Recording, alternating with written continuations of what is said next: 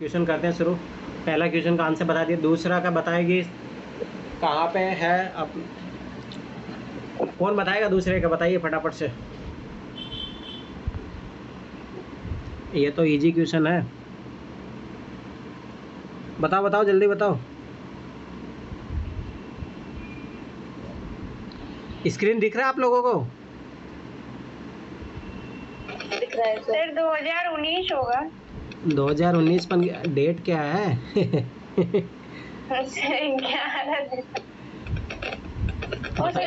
वाला है ना सर? हाँ 11 दिसंबर 2019। 11 दिसंबर, हाँ शायद सही है, 11 दिसंबर 2019 ही है। ठीक है चलो, इसका वैशाली बताएगी इसका उत्तर। वैशाली थर्ड क्वेश्चन का आंसर दीजिए।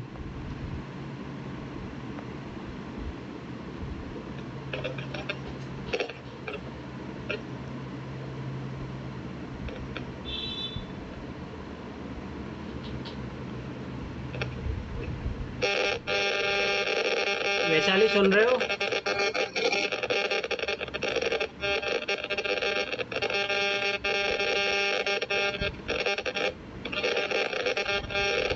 चलो ठीक है, किसका माइक जो है नगीना, आपका माइक कर रहा है ये। हेलो। हाँ वैशाली आप उत्तर दीजिए क्वेश्चन का, बताइए थर्ड क्वेश्चन का आंसर दीजिए।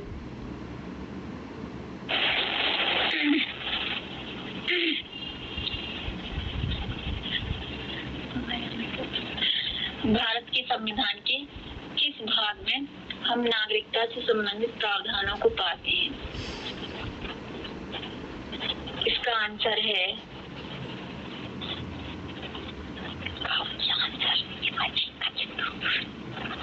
क्या हुआ सर? इसका आंसर हाँ बताइए क्या है इसका आंसर। इसका आंसर है सर, हमें नहीं पता। भाग 2 में आएगा। सर एक्चुअली ना मम्मी की तबीयत ठीक नहीं थी तो हमने पढ़ाई नहीं की इस बारे में। ये बताइए मुझे, यूपीएससी में वहाँ जाके बहाना मारोगे? सर बहाना नहीं कर रहे हम, आपको क्या बताया जा रहा है, बहुत प्रॉब्लम में चल रहा है अभी हम इस वक्त। ठीक है, आप कल मेरे से कॉल कीजिए, बात अगर कीजिएगा। प्रॉब्लम, ठीक है, आप बहुत दिन हो अगर गए। प्रॉब्लम हो तो फिर मन नहीं लगता। ठीक है चलो कोई बात नहीं, जो भी सुनो एक चीज, कुछ लोग मेरे से कंटिन्यूटी जो नहीं ठीक है सर, हम एक बात बताएं सर, जो आप यहाँ पढ़ा रहे हो वो हम पढ़ रहे हैं, वो समझ रहे हैं क्या क्या, तो हमें वो चीजें याद भी हो रही हैं। अगर हम नहीं पढ़ पा रहे तो इसमें से हम देख के पढ़ लेते हैं। ठीक है कोई बात नहीं, सुनो ध्यान जो से। आप पढ़ा। हाँ ठीक है कोई बात नहीं, जितने भी लोग हैं, सना का ही शायद मेरे पास कॉल आता है रेगुलर, किसी को और कोई दिक्कत ही नहीं होती है क्या तुम लोगों को? किसी को कुछ भी दिक्कत होती है तो आप मेरे से बात किया करो ना एक बार, ठीक है? तो वैशाली कल आप मेरे को कॉल करोगे, ठीक है? ये आपकी जिम्मेदारी है। Okay sir. चलो ठीक है। जी सर। और किसी को वैशाली की बात नहीं, किसी को भी कुछ भी दिक्कत है पढ़ाई से रिलेटेड या कोई भी पर्सनल प्रॉब्लम हो तो आप मेरे से शेयर कीजिएगा, तभी तो आपको मैं दिक्कत पहचान पाऊंगा ना, आपके किस कारण से आपकी पढ़ाई नहीं हो पा रही है। ठीक है सर फिर आपको डिस्टरबेंस नहीं होगा इससे? अरे मैं ऑलरेडी फ्री आज ही हूँ। अरे आप टेंशन मत लीजिए, ठीक है? आप मतलब देखो, मेरा ये माना कि आप समस्याओं में नहीं उलझे रहो, ठीक है? आप पढ़ाई करो, आप मेरे लिए ज़्यादा महत्वपूर्ण वो है, तो आपकी पढ़ाई डिस्टर्ब नहीं होनी चाहिए ना। ठीक है ठीक है चलो ठीक है, अब आगे बताइए। फोर्थ क्वेश्चन का आंसर नगीना आप बताओ। फोर्थ क्वेश्चन कह रहा है नागरिकता संशोधन अधिनियम 2015 भारतीय कार्ड धारक प्रवासी नागरिक के रूप में पंजीकृत होने के लिए जरूरी नहीं है।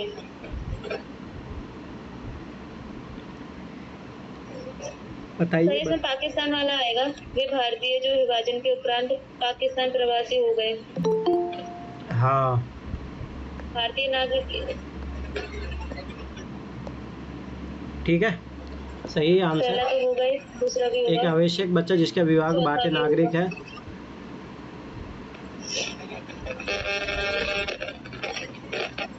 ठीक है, ये तो है ही, ये जो ये बच्चा है वो डिपेंड कर सकता है, कोई कुछ भी ले सकता है जब तक वो प्रवासी भारतीय नागरिक बना रहेगा, ठीक? भारतीय नागरिक की विदेशी मूल की पत्नी, तो स्वाभाविक सी बात है वो भी प्रवासी नागरिक बन जाएगी। ठीक है। एक व्यक्ति का परपोता या परपोती जो दूसरे देश का नागरिक है किंतु जिसके पितामही मातामही संविधान लागू होने समय भारतीय नागरिक थे। ठीक है, तो ये पता होना चाहिए। चलो ठीक है, पांचवा क्वेश्चन सना आप बताओ।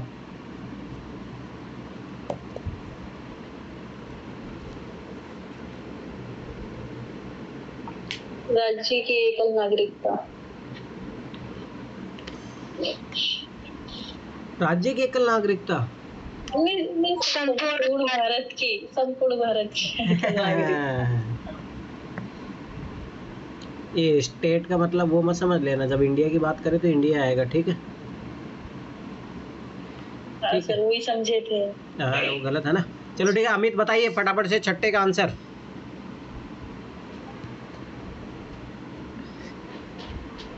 बता रहा हूँ उसको। हाँ बताइए। ये भारती नहीं आई, भारती कहाँ गायब है, ऐसे गायब रहेगी।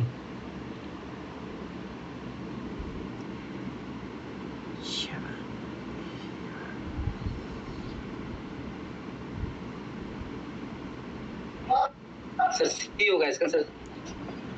कैसे होगा सी बताइए। तो ये भारतीय नागरिकता का अगर खुद से परित्याग कर देता है तो वो अपना नागरिकता खो लेना सर, और स्वेच्छा से देश की नागरिकता प्राप्त कर लेना है, उससे भी हो सकता है सर। और सरकार की आलोचना से कोई मतलब सर, और अन्य देशों की नागरिकता को विवाह कर लेता है, उससे भी उसकी नागरिकता खतरे में जाएगी सर। ठीक है, सही आंसर है। मैं कोई ये बताएगा मुझे जो नागरिकता जो खोने के जो कारण होते हैं कौन कौन से 5 कारण हैं, कितने कारण हो, कोई बताएगा मुझे डिटेल में बताइए, कोई जिसको पता हो। सर प्राप्त करने के या खोने के? खोने के कोई प्राप्त करने के बता सकते हो तो प्राप्त करने के भी बताइए, दोनों बताइए। प्राप्त करने के पहले प्राप्त करने के बताएं। हाँ बताइए। वंश के आधार पर प्राप्त कर सकता है, जन्म के आधार पर, ठीक है। रजिस्ट्रेशन के आधार पर, हाँ पंजीकरण के आधार पर। ठीक है। पंजीकरण के आधार पर, और क्षेत्र समाविष्टि के आधार पर। क्षेत्र समाविष्टि के आधार पर। ठीक है। और सर उसके समाप्ति वाले में था तो इसमें चार ही कारण है जो एडॉप्ट करने के, 4 ही है सर। 5 थे होने को तो। वंश, जन्म, पंजीकरण और क्षेत्र समाविष्टि। इसके अलावा कौन सा ऐसा ना बताइए। देशीकरण द्वारा। देशीकरण द्वारा। आप मुझे ये बताइए देशीकरण और क्षेत्र समाविष्ट में क्या अंतर है।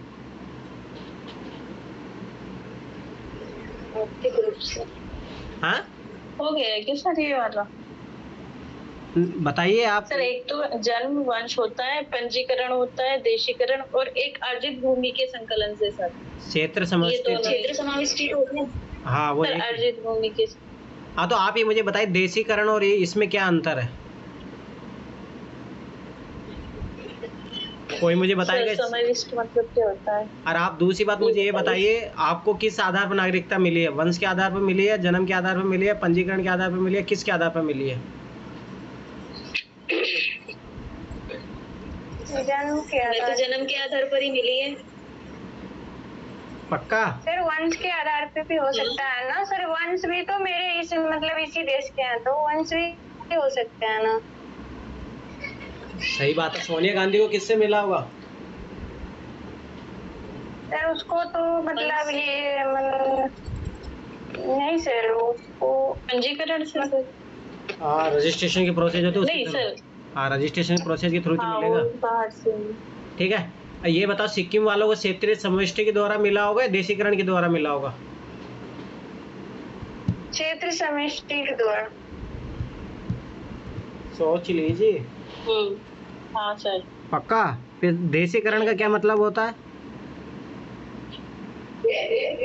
सर देशीकरण का मतलब होता है कि व्यक्ति भारत जो में भूमि के सम्मेलन में आ जाए, मतलब भूमि को हम वो कर लेते हैं, उसके अकॉर्डिंग मिलेगा ना सर इनको।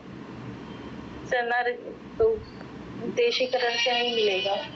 देशीकरण क्या होता है आप मुझे बताइए। आप पूजा बताइए देशीकरण क्या होता है? इसमें जो है ना भारत के प्रति जो कोई होते हैं ना वो भारत के प्रति अगर सोच को मतलब पॉजिटिव या फिर सकारात्मक रखते हैं ना, तो उनको मतलब या तो फिर कोई कला वगैरह या फिर कोई भाषा में होगा मतलब अच्छे जानकार हैं, तो उनको जैसे अदनान सामी को नागरिकता मिली थी। अदनान स्वामी को मिला था तो देशीकरण के द्वारा मिला था। सर और किस लिए मिला था?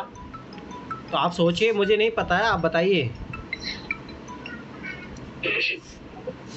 मैं तो आपसे जानना चाह रहा हूँ ना। चलो ठीक है, अब वो बताओ परित्याग करने के बताइए फटाफट से। अदनान स्वामी ने तो सर रजिस्ट्रेशन करवाया था भारत की नागरिकता के लिए। अच्छा, उन्होंने बकायदा अपील किया था भारत की नागरिकता के लिए, क्योंकि वो पाकिस्तानी नागरिक थे इससे पहले। अच्छा अच्छा, चलो ठीक है। और बख्तियावर से उनकी शादी भी हुई थी। ठीक है। शेफाली है, तो शेफाली आप बताइए ये देशीकरण का मतलब क्या होता है। शेफाली आज नई स्टूडेंट ज्वाइन की है, तो बताइए शेफाली, देशीकरण का सिटीजनशिप जो मतलब नागरिकता ग्रहण करते हैं वो उसमें क्या होता है देशीकरण का मतलब? कोई एग्जाम्पल आप बता सकते हो उसका? भारती तुम भी बताओ, कहाँ गायब थी इतनी देर से? तो मैंने दिखा ही नहीं था, मैं से अभी देखा, मैं बोला 2-3 दिन से हो नहीं। अरे तो 2 दिन का तो मैं बताया था ना। चलो ठीक है, तो बताओ भारतीय देशीकरण का मतलब क्या होता है? देशीकरण का किस क्वेश्चन से देख पूछ रहे हो या फिर ऐसे ही पूछ रहे हो? अरे क्वेश्चन है ये, नागरिकता अर्जित करने के जो तरीके होते हैं, जो नागरिकता मिलती है उसमें एक देशीकरण भी है। तो ये क्या होता है, ये टर्मिनोलॉजी क्या होता है, आपको इसका कुछ आइडिया है? तो इसको इंग्लिश में क्या बोलते हैं देशीकरण को? नेचुरलाइजेशन होगा। बाय नेचुरलाइजेशन यानी जो यही के मतलब यही पैदा हुए हो, लाइक ऐसा कुछ, या फिर उनके पेरेंट्स वगैरह उसमें आते हैं, मतलब जो मूल इंडिया से ही पैदा हुए हो सब कुछ। अरे नहीं रे, चलो ठीक है। किसी विदेशी वस्तु या विचार नहीं सर, बाय नेचर में तो वो होता है ना एक एरिया वगैरह, बहुत सारे डायमेंशन होते हैं इसके। चलो रुक जाओ, सना बता रही है, बताइए। सर जो लोग बाहर रहते हैं लेकिन भारत से मतलब उनका जन्म हुआ है, जैसे कि NRI वगैरह, सर वो होते हैं देशीकरण। चलो ठीक है, इस पे थोड़ा काम करना, थोड़ा ये टर्मिनोलॉजी समझ लो, ठीक है। चलो मुझे बताओ, नागरिकता त्याग, जो नागरिकता खो देते हो किस किस कारणों से होते हैं, बताइए। भारती बताएगी, फटाफट से बताओ भारती। एक पढ़ने देना सर, है ना? तो एक पहला ही होएगा सर। नहीं सर रुकना, एक सेकंड, तीसरा स्टेटमेंट पढ़ना है। अरे हाँ चलो ठीक है, तुम बताओ इसका आंसर बताओ तो।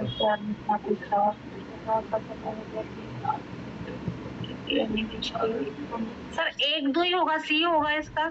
और कोई कारण जो रहते हैं वो बताइए मुझे, 2-3 कारण और हैं इसके, वो और बताइए।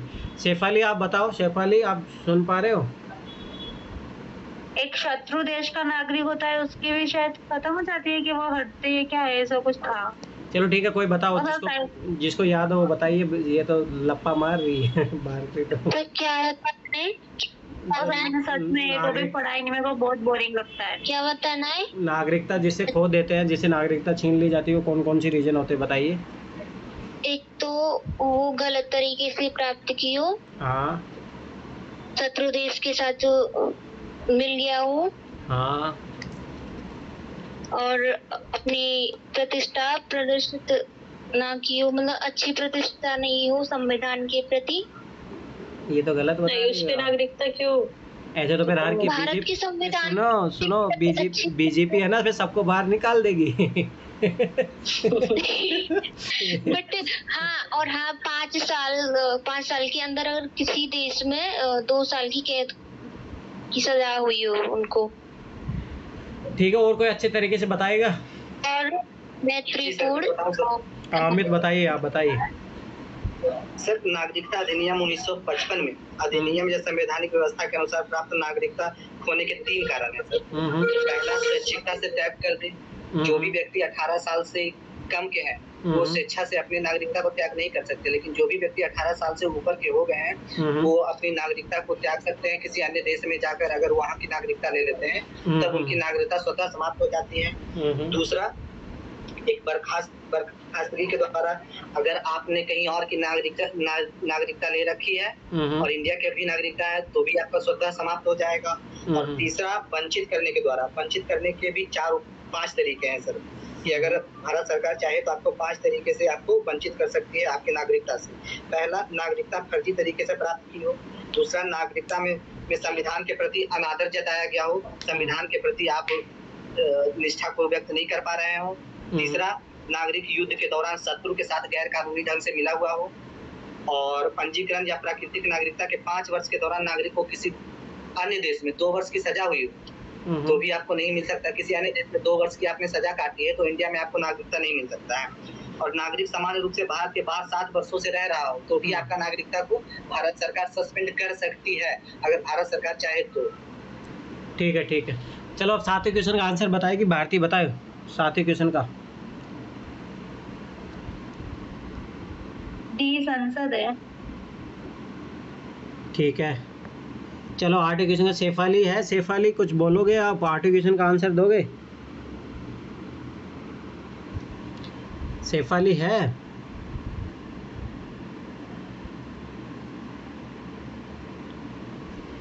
चलो ठीक है, कौन बताएगा इसका आंसर 8वें का?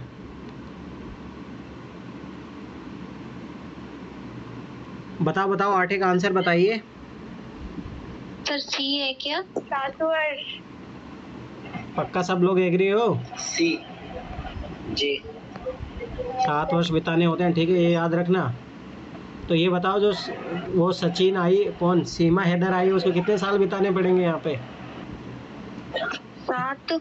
सर अगर वो पंजीकृत कराती हैं तो सर उनको सर उसके लिए तो वो पाकिस्तान से आई हुई है ना। अरे तो पंजीकरण के बाद चाहे पाकिस्तान से आया, अरे अरे चाहे कहीं से भी आए हो, 7 वर्ष का नियम होता है, ठीक है, ये चीज याद रखिए।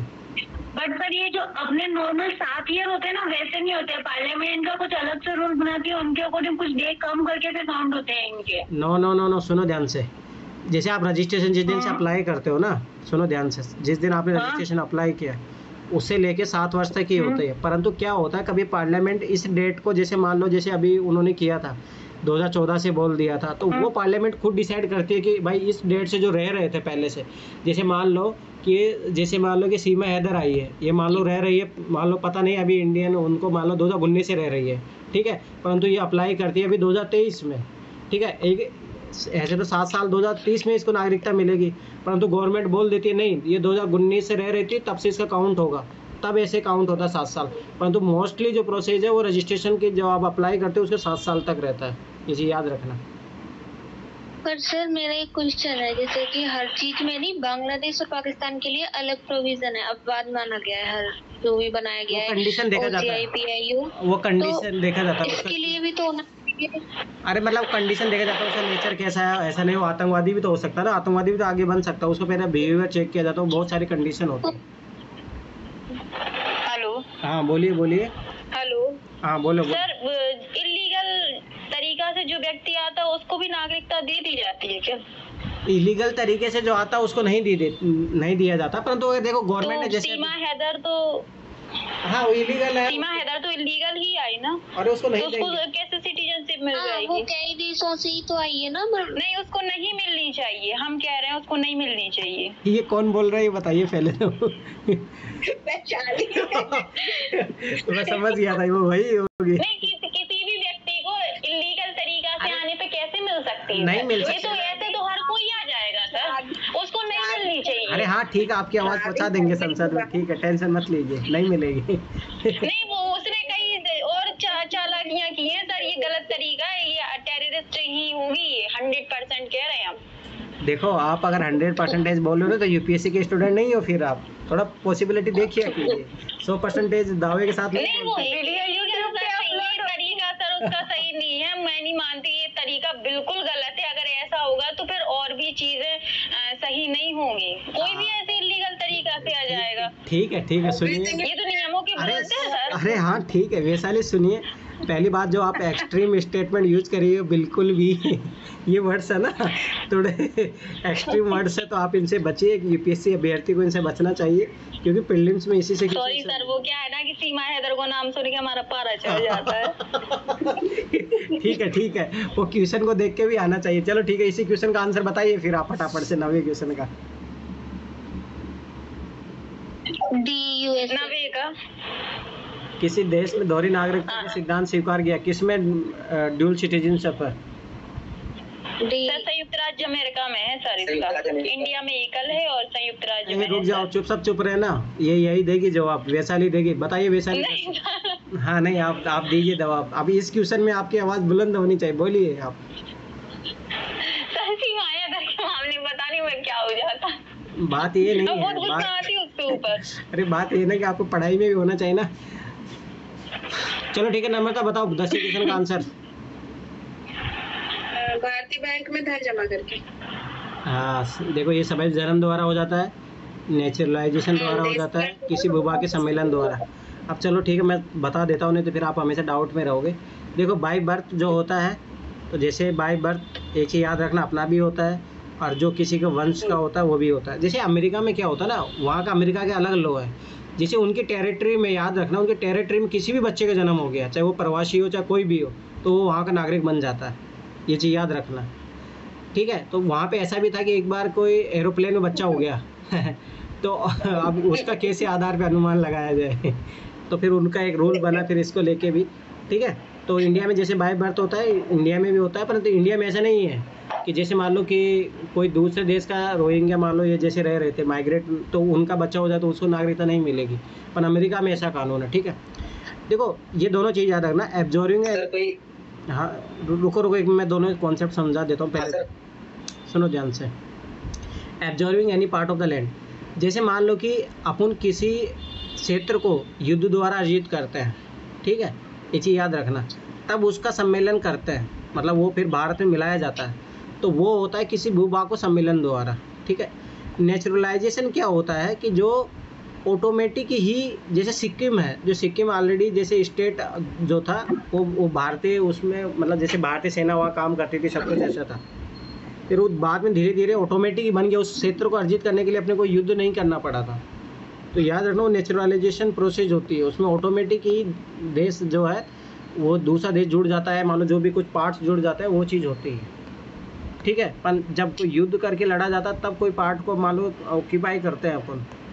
फिर भी एक बार ये नेचुरलाइजेशन जो कॉन्सेप्ट होता है क्या होता है, थोड़ा एक बार देख लेना कि कॉन्सेप्ट क्वेश्चन बन सकता है। आप बताइए अमित, क्या पूछ रहे थे आप? सर कोई अगर विजिट वीजा पे अगर गया हुआ है सर, और अगर वहाँ कोई बच्चा जन्म लेता है तो फिर वो वहाँ का नागरिक बन सकता है? अमेरिका में हो जाता है, अमेरिका में हो जाता है। अमेरिका का नियम ही यही है नागरिकता का, जहाँ पे उनकी लैंड पे किसी ने भी जन्म ले लिया उसका हो जाएगा वहाँ का सिटीजनशिप, उनका है रूल, पर इंडिया में ऐसा नहीं है, याद रखना। चलो ठीक है, 11वें क्वेश्चन का आंसर दीजिए। एकल नागरिकता, ड्यूल सिटीजनशिप नहीं है इंडिया में, कहाँ पे है? चलो ठीक, चलो ठीक है फटाफट से। अब शेफाली आप सुन पा रहे हो? आप कुछ तो बोलिए, शेफाली है या नहीं है? वो भाग गई। कौन कौन है? शेफाली नहीं, विकास आप आंसर दीजिए इसका। 2021 का क्वेश्चन है, इसका आंसर दीजिए आप।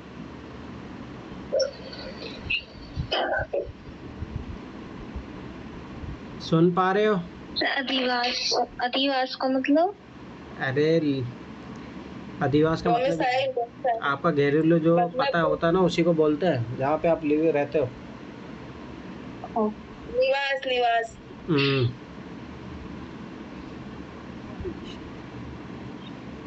चलो ठीक है, कौन आंसर देगा इसका बताइए फटाफट से, भारत के संदर्भ में। 1 और 3 सर। ठीक है, इसको कौन काउंटर करेगा? बताइए क्या है? सर ए होगा। नहीं सर, केवल एक ही होगा सर, केवल एक ही होगा, 3 नहीं होगा, 2 और 3 नहीं होगा सर। भारत में केवल एक ही नागरिकता है सर, ये भी सही है। और जो व्यक्ति जन्म से सर मेरे हिसाब से तो दी है। शाबाश, रुक जाओ सब, अरे सब लोग रुक जाओ। अरे रुक जा, सपना को आंसर सुनने दो। सपना भी क्यों बता रही है? सपना बताओ, तुमने भी क्यों बताया? क्योंकि सर एकल नागरिकता है ये तो सही है, बट एक ही अधिवास है तो ओह माय गॉड। अधिवास में पता है जहाँ पे अपने, जैसे मैं यहाँ पे रह रही हूँ, उसमें तो कहीं पे भी रह सकते हैं ना इंडिया में तो। बस यही होता, ज्यादा पढ़ लेते हैं ना लोग जब यही सोचते हैं। चलो ठीक है, सुनो ध्यान से इधर। भारत के संदर्भ में देखो, भारत में केवल एक ही नागरिकता है, ये स्टेटमेंट सही है। और मैंने एक ट्रिक भी बताई थी, जब ये हाफ स्टेटमेंट सही होता है ना, तो हाफ स्टेटमेंट जो दे रहा था वो भी सही रहता है, वो कभी गलत नहीं करेगा। आप ये चीज़ याद रखना। एक ही जो डोमिसाइल सर्टिफिकेट होता है, मुझे बताओ आपका मूल निवास पता दो बन जाता है क्या? नहीं तो एक ही फिर बनता है। तो फिर डोमिसाइल सर्टिफिकेट उसी को तो बोलते हैं। अगला देखो, जो व्यक्ति जन्म से नागरिक हो केवल वही राष्ट्र देश बन सकता है, ये तो गलत बात है। भारत में ऐसा कोई सिस्टम नहीं है, अपना अमेरिका में ये सिस्टम है, याद रखना ये चीज़। अमेरिका में जो व्यक्ति जन्म से होता है ना नागरिक, वहाँ का वही राष्ट्र बन सकता है। सर यहाँ अदनान स्वामी भी राष्ट्रपति बन सकता है। हाँ बन सकता है, तो नागरिक होना चाहिए बस भारत का। ठीक है, अगला देखो, दूसरा गलत हो गया तो BOD गया। जिस विदेशी को एक बार नागरिकता दे दी गई है, किसी भी परिस्थिति में उसे वंचित नहीं किया जा सकता, किसी भी परिस्थिति में। एकदम एक्सट्रीम स्टेटमेंट। ठीक है वैशाली, देखो सीखो यहाँ से, ये एक्सट्रीम स्टेटमेंट नहीं बोले जाते हैं। ठीक है, चलो ठीक है। तो सोनिया गांधी प्रेसिडेंट बन सकती है? हाँ क्यों नहीं बन सकती, आराम से बन सकती है, भारत की नागरिक है। ठीक है, सेकंड का आंसर दो भारती।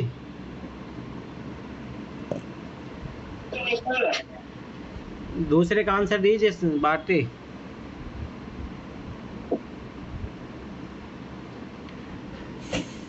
चलो जो नहीं पूछा है कोई भी, जो जिसने दोनों स्टेटमेंट गलत लग रहे हैं। सेकंड तो 100% गलत है। ये पहला गलत है, क्योंकि फर्स्ट भी गलत है। दोनों गलत है। आपको एक स्टेटमेंट गलत क्यों लग रहा है? दोनों गलत नहीं है, दोनों। हाँ हाँ दोनों गलत ही है। और किसी का कोई आंसर है डी के अलावा? डी ही है। ठीक है, तो सुनो ध्यान से। आधार कार्ड, सुनो ध्यान से। आधार कार्ड का प्रयोग नागरिकता या अधिवास के प्रमाण पत्र के रूप में किया जा सकता है। अगर ऐसा किया जाता तो आप सोचिए, पहली बात मूल निवास सर्टिफिकेट क्यों बनता फिर? ठीक है, तो ये तो गलत हो गया, नहीं वो नागरिकता के लिए यूज होता है। ठीक है, याद रखना। तो ये पहला गलत गया। एक बार जारी करने के पश्चात इसे निर्गत करने वाला प्राधिकरण आधार संख्या निष्क्रिय लुप्त ही नहीं कर सकता, ये तो गलत बात है ना। ऐसा हो गया तो फिर क्या ही होगा। ठीक है, चलो आज का लास्ट क्वेश्चन, इसका आंसर कौन देगा? अपनी खुशी से अपनी तरफ से बताइए, कौन देगा? कोई तैयार नहीं? हाँ दीजिए। सर सीएस में अधिकार नागरिक के साथ है। हाँ ठीक है, और यही क्वेश्चन देखो आगे जाके रिपीट हुआ, तो यही क्वेश्चन सेम। चलो ठीक एक है। वो भी है अनुच्छेद 18 सैन्य और शैक्षणिक मतलब शैक्षणिक लोगों के प्रति छोड़कर। अच्छा चलो ठीक है, तो एक क्लास अपनी कंप्लीट हुई।